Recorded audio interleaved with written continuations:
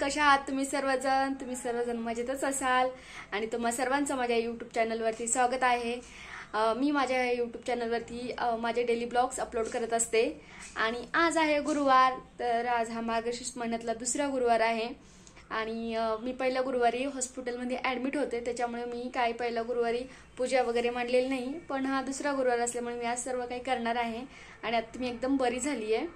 त्याच्यामुळे मी कशी पूजा मांडते, मी काय काय पूजाला साहित्य यूज करते सर्व मी तुम्हाला दाखवणार आहे। आणि आता संध्याकाळचे 5 वाजले तर आणि सतत पूजा मांडायचा टायमिंगच झालेला आहे आणि त्याच्यासाठी मी खास ही साडी घातलेली आहे। ही माझी डेली यूजची साडी आहे।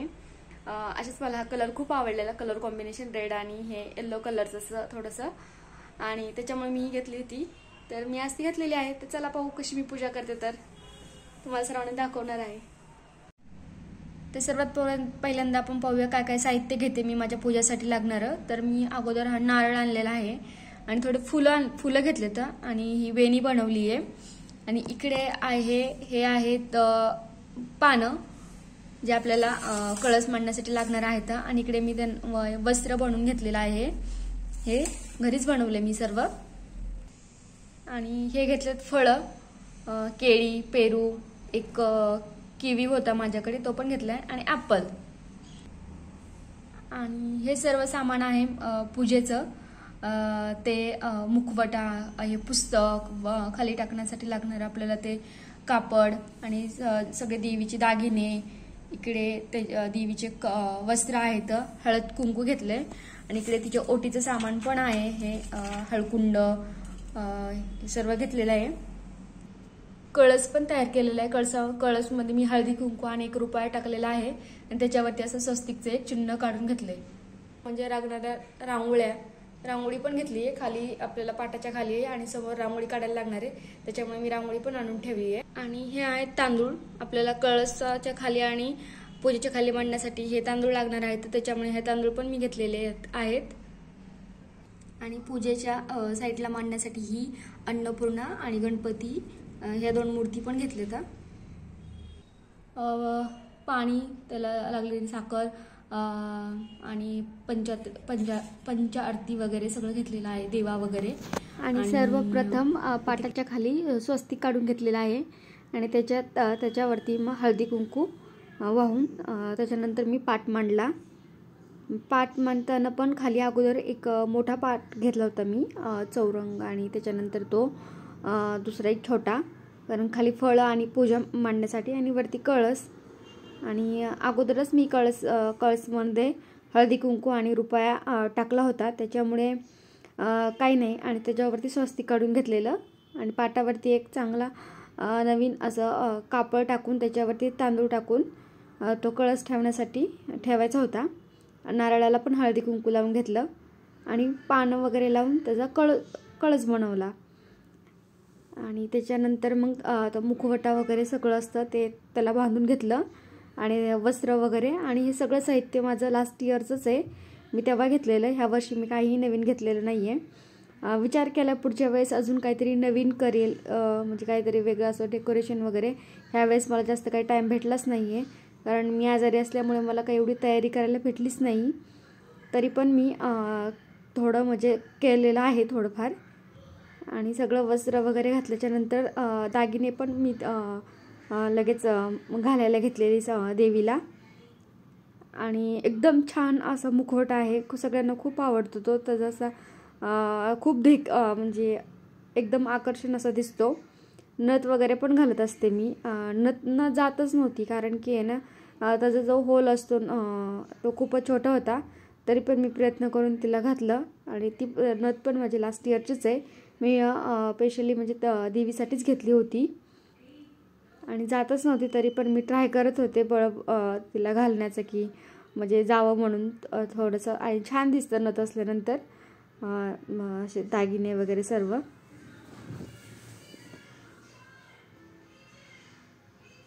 आणि हे देवीची पूजा मी ना खूप वर्षापासून करते.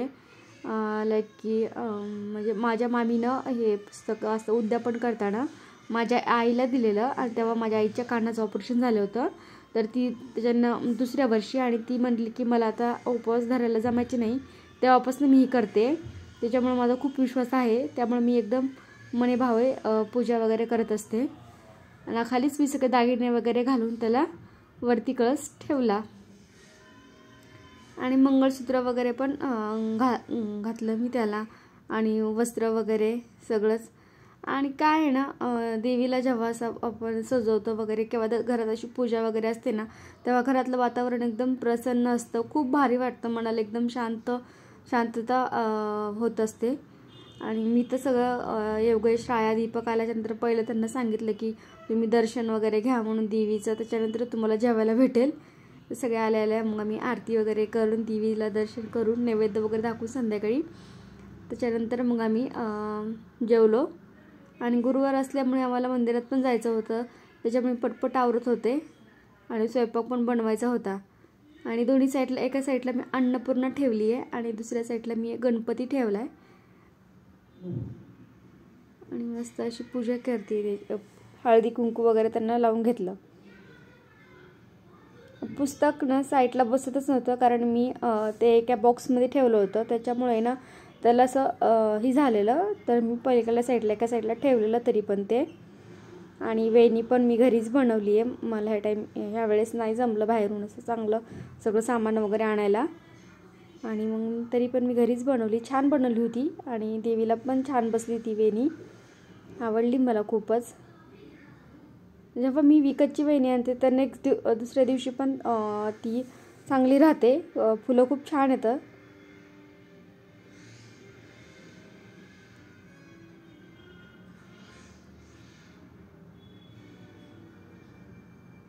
हळदी कुंकू वगैरे सगळं, आणि खालचा पण पाट मी साफ वगैरे करून घेतलेला, कारण त्याच्यावरती मला सर्व पूजेचं साहित्य मांडायचं होतं. देवीची ओटी, सर्व फळं वगैरे मी खालीच ठेवणार होते, कारण की एवढं जागाच नव्हती वरती. पाटावरती छोटा पाट होता वरतीचा, तसे मला मावशीने एक चौरंग दिले आणि 2 पाट दिले तर पूजेसाठी स्पेशली. तिला भेटले होते आपली सखी आपला आवाज आहे त्याच्यावरती काहीतरी पैसे वगैरे भरून, तर तिने मला पण घेतले होते ते तसे सेमच माझ्यासाठी. आणि सर्व असे फळं वगैरे मांडून ठेवले, एकदम भारी.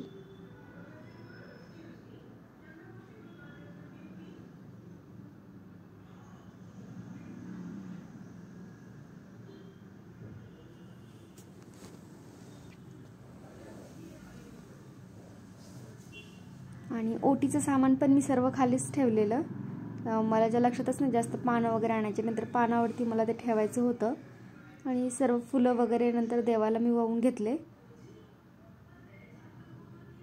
आणि पटपट करत होते, म्हणजे थोडंसं कसं लवकर, आणि पुस्तक पण कहाणी पण वाचायची होती, तर मग त्याच्यामुळे माझं चालू होतं एकटीचंच.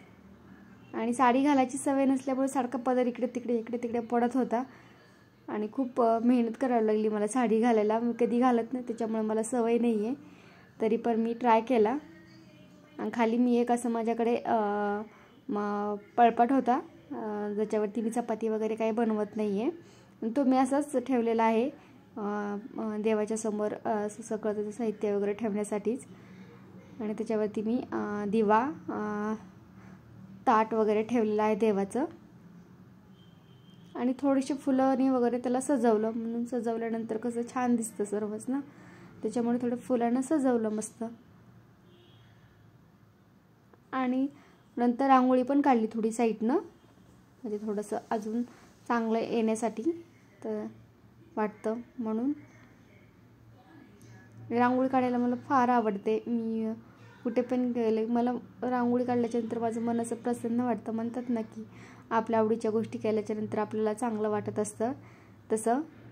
तर रांगोळी काढले मी.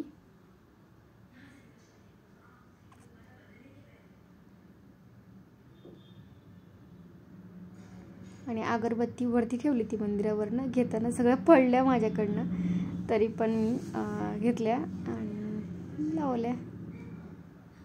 म्हटलं जाऊ दे, पडलेल्या नंतर ठेवता येतील.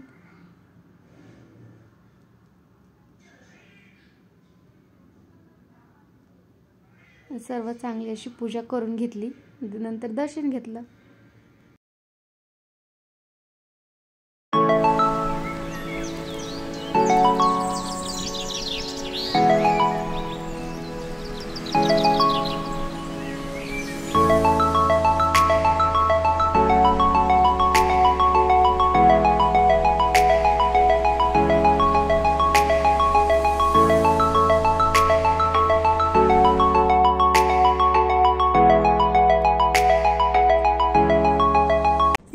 व्रताची कथा. श्री महालक्ष्मी कृपा आपल्यावर व्हावी, तिने आपल्या घरात वास करावा, पैसा शांती समाधान घरात नांदावे म्हणून श्री महालक्ष्मी व्रत करतात. हे व्रत केल्याने मन सर्व इच्छा पूर्ण होतात. श्री महालक्ष्मीची अनेक नावे अनेक रूपे आहेत. पार्वती, सिंधुकन्या, महालक्ष्मी, लक्ष्मी, राजलक्ष्मी, गृहलक्ष्मी, सावित्री, राधिका, राजेश्वरी, चंद्रा, गिरिजा, पद्मा, मालती, सुशीला अशा विविध नावांनी श्री महालक्ष्मी ओळखली जाते. अशा या सार्वभूती असलेल्या श्री महालक्ष्मीची ध्यानी घ्यावी अशी ही कहाणी आहे. दुपार युगातील आपल्या भारतातील सौराष्ट्र प्रदेशात घडलेली. तिथे एक राजा राहत होता. त्याचे नाव भाद्रश्रावा. तो शूर होता, दयाळू होता आणि प्रजादक्ष होता. 4 वेद, 6 शास्त्रे, 18 पुराणे याचे त्याचे ज्ञान होते. अशा या राजाच्या राणीचे नाव होते सूर्यचंद्रिका. राणी रूपाने सुंदर होती, सुलक्षणी आणि प्रतिनिष्ठ होती. त्यांना एकूण 8 अपत्य होते, 7 पुत्र आणि त्याच्यानंतर झालेली एक कन्या.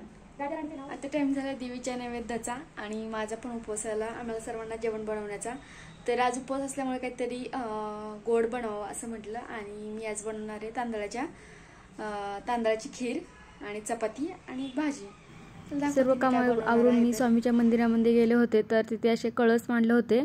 आता दत्त जयंती आहे तर त्याच्यामुळे तिथे पूजा वगैरे चालू होती, होम वगैरे केलेला. आणि हा आहे देवीचा नैवेद्य. चपाती, शापूची सुकी भाजी, भात आणि पनीरची भाजी आणि खीर एवढं मी बनवलं आहे आज देवीच्या नैवेद्यासाठी.